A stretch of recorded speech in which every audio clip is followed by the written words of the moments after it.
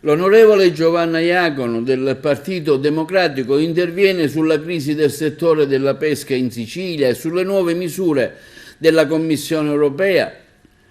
L'onorevole Iacono chiede al governo: a rischio 20.000 posti di lavoro, quali interventi sono previsti? Nei giorni scorsi infatti è stata presentata un'interrogazione a risposta scritta al Ministro dell'Agricoltura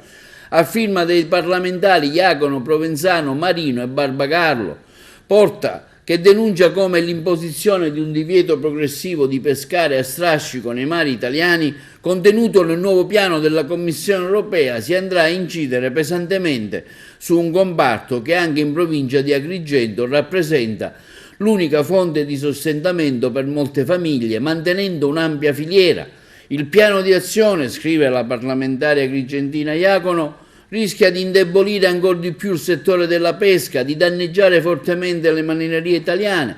già pesantemente colpite dall'attuale crisi economica, e di favorire l'importazione di pesce dai paesi stranieri del bacino del Mediterraneo, che risultano non sottoposti a tali limiti. Le organizzazioni di categoria e del settore denunciano che sono a rischio circa 20.000 posti di lavoro,